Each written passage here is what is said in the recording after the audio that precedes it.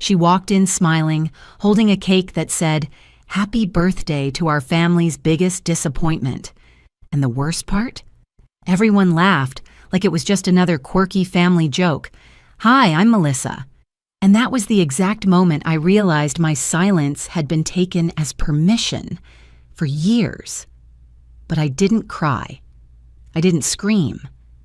I did something else, something they never saw coming. Have you ever been the one they made the joke about? The one who stayed quiet just to keep the peace? Tell me in the comments, what would you have done if your own sister brought that cake to your birthday? I didn't expect much from my 36th birthday. Just ribs on the grill, fairy lights over the fence, and the vague possibility that, for once, my family might show up without turning it into a referendum on my personality. That was naive, I realize now. Hopeful, but naive. The backyard looked almost magical. I'd spent the morning arranging folding chairs and laying out red gingham napkins, brushing off the memory of the time Amber called my aesthetic Pinterest fatigue. She hadn't offered to help, of course, neither had anyone else, but I told myself, this year will be different. It had to be. The sun was just beginning to dip, painting the sky in soft oranges and pinks when they started arriving. Diane, my mother, came in a sleeveless linen dress and a wide-brimmed hat she wore to funerals and barbecues alike. She brought a plastic tub of coleslaw from the grocery store and a comment about how the grass could use trimming. "Happy birthday, sweetheart," she said, leaning in to kiss the air beside my cheek. "This setup is ambitious." Behind her trailed Ron, my dad, balancing a six-pack of Diet Root beer and his permanent shrug. He gave me a quiet, "Hey," and headed straight to the cooler like it was his job. Amber was next, of course. She always timed her entrances. Black jumpsuit, hoop earrings, sunglasses still on even though the sun was setting. She carried nothing but her phone and that effortless smirk of hers. "Well, look at you, hostess with the mostest," she said, her voice a touch too loud. "Did you color coordinate the potato salad too?" I smiled. "Glad you made it." "You invited me. It would have been rude not to," she said, already scanning the yard. "Where's Devin?" "Inside, probably raiding the chips." Classic. Amber rolled her eyes and strolled past me, calling "Happy birthday" over her shoulder like it was an afterthought. The guests trickled in. A few cousins, a neighbor or two, and finally Devin, my youngest sibling, who came out from the kitchen holding a plate stacked with cornbread and wings. He gave me a quick nod. "Hey Mel, the mac and cheese is good." "Thanks, I made it." "Nice," he said, then sat down and pulled out his phone. Ethan arrived just before I lit the citronella candles. He wore that soft plaid shirt I liked, the one that made him look like home and kissed my temple like I was worth celebrating. "You okay?" he asked quietly. I nodded. "Let's get through dinner before we make any judgments." We ate. We laughed. Well, some of us did. Devin barely looked up from his phone. Diane kept adjusting her seat cushion and commenting on the mosquito situation. Amber launched into a monologue about her podcast's future as if we were investors, not relatives. Then came the toast. Mine. I stood, cleared my throat, and held up my glass of sweet tea. "Thanks for coming tonight," I began. "It means a lot that you're all here. I know we're not always the best at this kind of thing, but I'm glad we made time." There was a pause. Someone coughed. Ethan clinked his glass gently against mine. A few murmured, "Cheers." Diane smiled like she was in pain. Amber was already scrolling through her phone again. I sat down, heart sinking just a little. But it was fine. It was fine. Until it wasn't. Amber disappeared around the corner, said she had a surprise to grab from her car.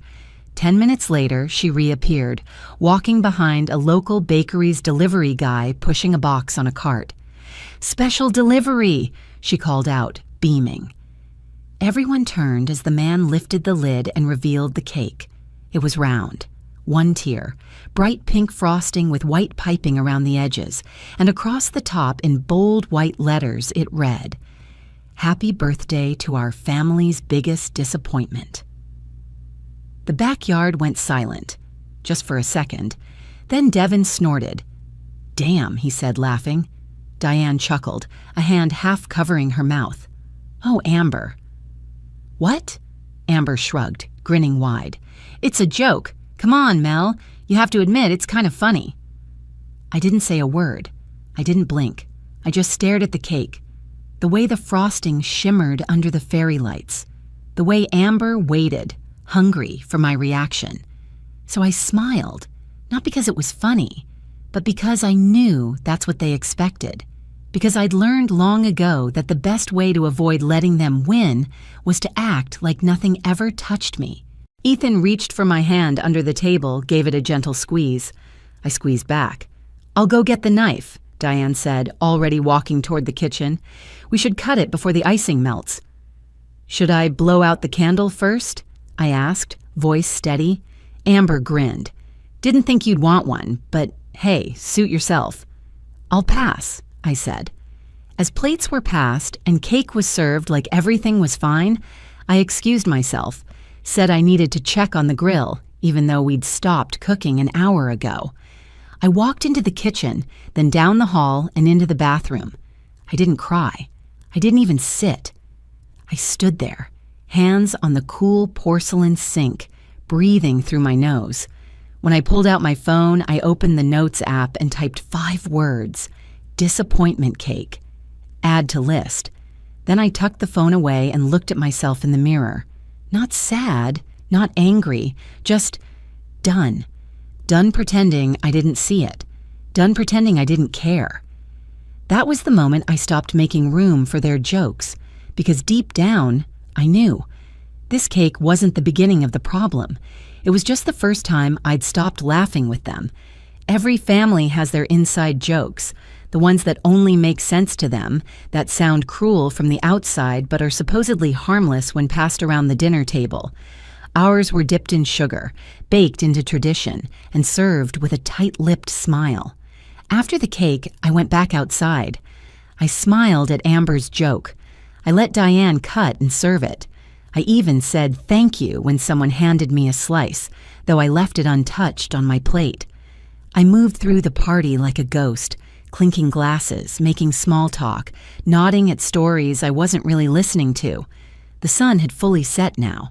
String lights flickered overhead, casting soft shadows over plates of ribs and empty cornbread baskets.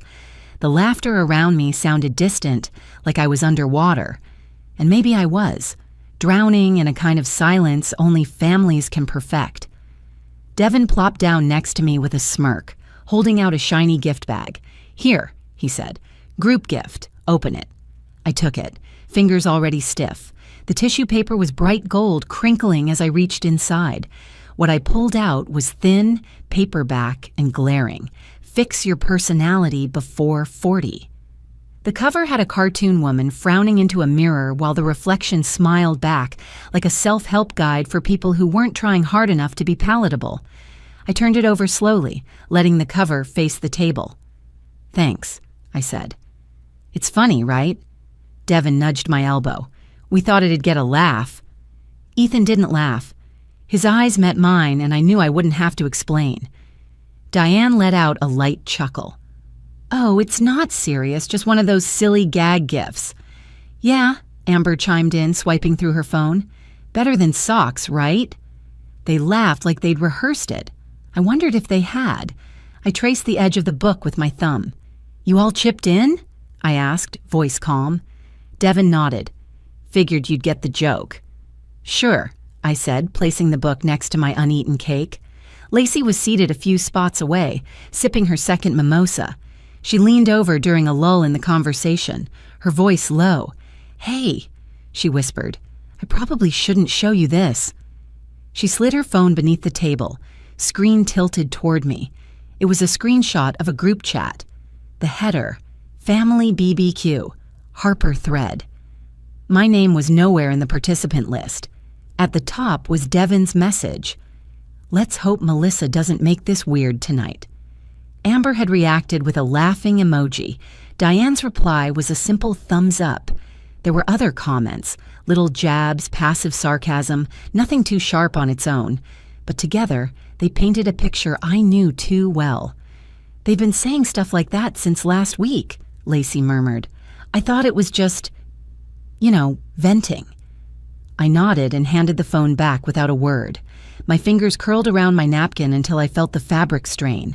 The next time someone asked if I was okay, I smiled and said yes, because that's what I always did, because I knew the choreography. Dinner wound down. Leftovers were packed up. People started saying their goodbyes with half hugs and casual waves. Diane thanked Amber for handling the cake. Ron told Ethan to take good care of her. Amber offered me a wink. I walked inside without saying a word. My feet knew the way. I passed the living room, turned into the hallway, and locked myself in the guest bathroom. The light overhead buzzed faintly. The mirror above the sink was speckled with age, the kind that no one in the family bothered to clean. I stared at my reflection for a long time.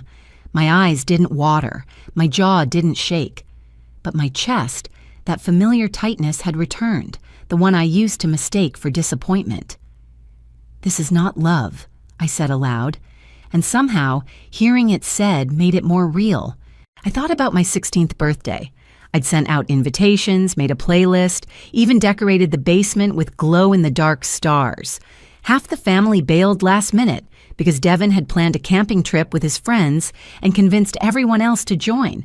No one told me until the morning of. I'd ended up eating boxed cake with my cousin Kira and watching TV reruns until midnight. Diane said she didn't realize it meant that much. Amber never mentioned it. That was when I first learned how to make myself small. I unlocked the bathroom door and walked slowly down the hallway. The house had gone quiet. Just the hum of the fridge and the creak of a cooling floorboard. Back in my room, I shut the door gently behind me. Ethan had left a glass of water on the nightstand and turned down the bed. I sat at the desk by the window, flipped open my laptop, and opened a blank Google Doc. At the top, I typed a title: Exit Strategy. I didn't know what I would write yet. I just knew I couldn't stay here. In this pattern, in this role they kept casting me in. I couldn't laugh along with the cruelty and pretend it was affection. Sometimes betrayal doesn't come with a knife or a scream. Sometimes it looks like a cake, a book, a message thread. Sometimes it looks like people smiling as they say things they know will hurt, then blaming you for not laughing. This was the beginning of my ending. Not of the relationship, not yet, but of my silence. They didn't hurt me by accident. They hurt me with confidence. That's what stung most. The next morning, I sat across from Ethan at a quiet cafe just off Wilmington Street near the courthouse, a place with reclaimed wood tables and local art hanging slightly crooked on the walls, the kind of spot where people read the paper on purpose and talk softly, like the world outside is louder than it should be. The air smelled like cinnamon and espresso. I cradled my cold brew, mostly for something to do with my hands.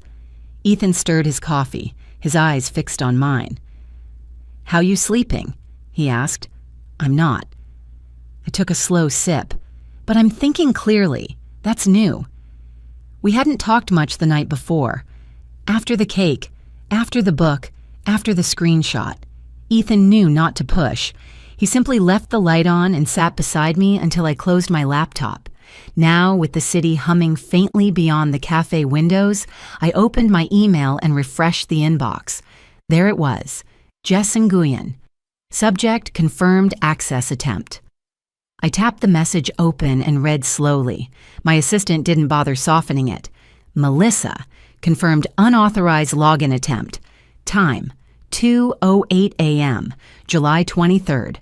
Location: Raleigh, North Carolina. Link: pitch deck. Retirement 2022. Device ID matches forwarded link chain from Diane Harper. I read it twice, maybe 3 times, then once more for the wait. Ethan waited, silent. He always did that, left room for me to process without interruption. I handed him my phone. He read, then looked up. "You okay?" he asked. "I'm not surprised," I said. "Just sad it took me this long to stop pretending." I pulled up another email, one I'd sent Diane last spring. a spreadsheet color-coded outlining early-stage investment models for retirement properties. I built it over 3 late nights, thinking it might help her understand what I was working on. The subject line still read, "Thought you might be proud of this." She never replied, but she had forwarded it. I tapped through my saved folders, opening a post Amber had shared on Instagram a few weeks ago. Her beaming smile in front of a pastel pink bungalow. Caption, "Manifested and made it. My little dream beach house. Finally mine." The details were too familiar. Purchase date, location, budget range. The down payment breakdown matched my own sample spreadsheet to the decimal. I didn't have to wonder anymore. I knew. Ethan exhaled softly. "So Diane forwarded your work to Amber, and now it's a business plan with pink walls." I nodded. It wasn't just the jokes, or the cake, or the book. They've been using me, quietly, conveniently. Jess's voice came through next, on speakerphone. "I ran the access log twice," she said, direct as always. "It wasn't a hack, just someone using the forwarded link." "Amber?" I asked. "Can't confirm beyond the IP source, but it matches her neighborhood." "Thanks, Jess." There was a pause. Then she said, a little softer, "You want me to help you prep something, like a formal record?" I glanced at Ethan. He raised an eyebrow. "You've got enough. The question is, what will you do with it?" I leaned back, let the sound of steaming milk and clinking plates fill the pause. "I'm done proving," I said. "I'm going to show." We paid the check and walked out into the humid morning, the kind where your clothes cling before noon and everything smells like summer and something burning in the distance. Back home, I changed into something comfortable and tied my hair up. I moved around the apartment slowly, deliberately, like a ritual. Printer on, laptop open, file folder ready. I printed login records, email threads, screenshots of group texts, Amber's social post, my original spreadsheet, Diane's forward, each page stacked carefully, clipped by date, no dramatics, just facts. Then I found a clean envelope, thick, matte white. I wrote one word on the front, dinner. I placed the documents inside, not sealed, not hidden, just waiting. It wasn't revenge I was planning. It was truth, organized and quiet. Because owning your voice doesn't always mean yelling. Sometimes it's just finally deciding you won't whisper anymore. Amber's house smelled like a catalog, sage candles, lemon cleaner, and something sweet in the oven she'd probably bought, not baked. The table was set like a photo shoot, reclaimed wood with matte black silverware, linen napkins knotted just so, and low glass jars of eucalyptus running down the center. She had curated the entire evening like it was meant to be posted in 10 perfectly filtered Instagram squares. But I hadn't come to play along. Ethan parked a few houses down. We walked in together, his hand resting low on my back, a silent anchor. My tote bag felt heavier than usual. Inside, beneath a book and my wallet, was the envelope, white, unsealed, waiting. The front door was open before we knocked. "There she is," Amber beamed, arms open like the previous 2 weeks hadn't happened. "I was just saying, I knew you'd come." "You always did enjoy being right," I said, stepping inside. The others were already seated. Devin scrolling through his phone, Diane sipping wine, Ron studying a coaster like it had something to say. Lacey offered me a soft smile. Ethan and I took the 2 open seats at the far end of the table. We made it through the appetizers with surface-level conversation. Amber talked about her brand's latest collab with a local boutique. Devin complained about his new manager. Diane asked if I was still doing that mentorship thing, as if it were a hobby. Ron stayed quiet, fork moving slow and mechanical. I said very little. I watched. I waited. As the salad was being served, arugula with sliced peaches and feta, overly tangy vinaigrette, Amber reached across to pour more wine into her own glass. "So," she said too brightly, "are we doing this whole serious face all night? Or is someone finally going to talk about the elephant? Or should I say the cake in the room?" A few nervous laughs. I didn't return one. Instead, I reached into my tote and pulled out the envelope. The paper made a soft, shushing sound against the canvas. I placed it gently at the center of the table. "What's this?" Diane asked, eyeing it like it might bite. "Just some notes," I said. "Things I thought you should all see." Amber looked amused. "Oh my God, is this a PowerPoint?" "Number? It's proof." I opened the envelope and began laying out the pages one by one, facing them outward, toward them. Login logs, IP addresses, screenshots of email forwards, side-by-side timestamps. "This," I said, tapping the first page, "is the forwarded email from Diane to Amber. You'll see the timestamp matches the day I sent her my pitch deck." I slid the next sheet forward. "Here's the login attempt 2 weeks ago from a device registered in Amber's neighborhood." Amber sat back, her grin faltering. "Melissa, come on." "No," I said. "You come on. This wasn't a misunderstanding. This was a pattern." Diane reached for a napkin. "You're blowing this out of proportion." I looked at her. My voice didn't rise. It didn't need to. "Number, I'm finally putting it in proportion." The room stilled. Ron cleared his throat. Devin set down his phone.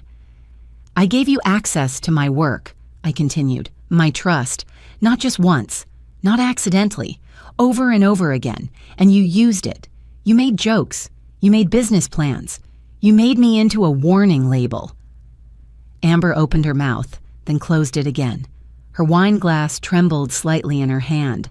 Lacey didn't speak, but I saw her eyes dart from page to page. Diane sighed. "You're being sensitive." I nodded. "I've heard that one before." There was no shouting, no dramatic walkouts, just the quiet discomfort of people who had never been held accountable.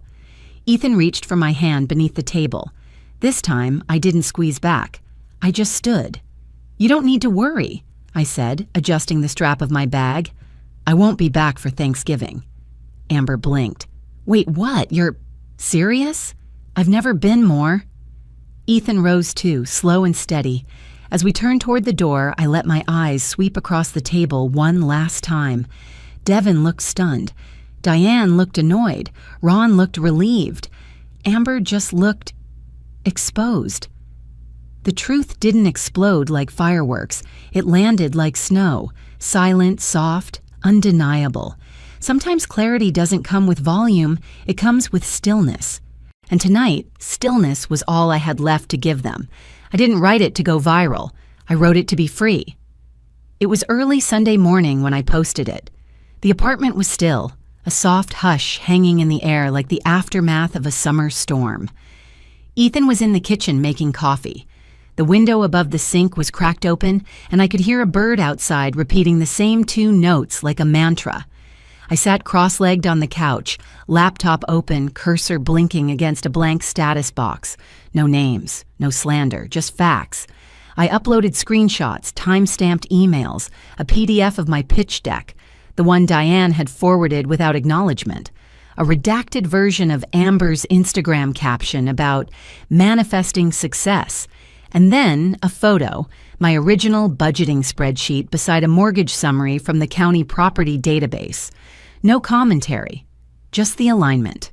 At the top of the post, I typed, "When love sounds like silence and looks like strategy. This is how some families protect you, with extraction. Not everyone's safe word is family. Some of us need distance to survive." I hit post. Then I closed the laptop. For a while, nothing happened. I made myself breakfast, toast with peanut butter and honey. Ethan poured 2 mugs of coffee and joined me at the table. We didn't talk about the post. We didn't have to. He just reached across and squeezed my wrist once, gently. By the time I rinsed my plate, notifications were trickling in. 1 heart, then 3, then 10. A repost, a direct message, a comment. I thought I was the only one. By noon, it had picked up momentum. Quietly. No drama, no hashtags, just a growing thread of women. Some I knew, most I didn't, sharing their own stories. Screenshots, family group chats, passive digs masked as love, posts about being the fixer, the strong one, the difficult daughter who dared to speak. Jess texted me mid-afternoon.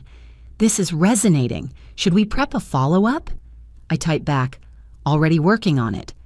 Then I opened a new draft and uploaded more documents. Old grant records, mentorship fund distributions, redacted tax advice I had given my mother in good faith, a message from Amber 6 months ago. "Hey, if I send over my tax stuff, could you help me cover the deposit quietly?" I titled the post, "When Love Looks Like Silence." I added a short caption, "Love that asks for your labor but hides your name isn't love. It's branding." Then I clicked share and closed the laptop again. That evening, Amber responded. Of course she did. Not to me, but to her followers. A slideshow on Instagram, 10 pictures. One of us as kids, one of her wiping a tear from her eye, dramatically framed in soft lighting, a birthday candle. A blurry photo of the cake with the word disappointment just barely visible. Her caption read, "Sometimes family is hard, but love remains." I've always loved my sister, even when she made it hard to. The comments were what you'd expect. "Stay strong, sis." "She's being petty." "This is heartbreaking." One comment stood out, though, buried somewhere in the middle. "Didn't she fund your business?" Quietly? No reply. Around 9, I got a message from Diane. No apology, no words, just a wave emoji. That night, I walked down the hallway of my apartment and stopped in front of the framed photo that had hung there since I moved in, the family beach trip from 2012. Everyone was smiling, arms around each other. I remember that day clearly. I was the one who drove 3 hours early to secure the rental check-in. I was the one who packed the food, prepped the snacks, but I was also the one cropped halfway out of the frame on Amber's version of the photo. I pulled the frame down. The glass was cold in my hands. Then I walked back to the living room and replaced it with something else, a printout of the Forbes feature I never framed because it might look like bragging. The headline still made my throat tighten. "The silent investor who built quiet power." It fit perfectly in the space. 3 days later, I stood at the back of a mentorship conference downtown, badge clipped to my blazer, watching young women drift through the booths and breakout sessions. Jess was across the room, coordinating a panel. Ethan was chatting with a founder we'd backed last year.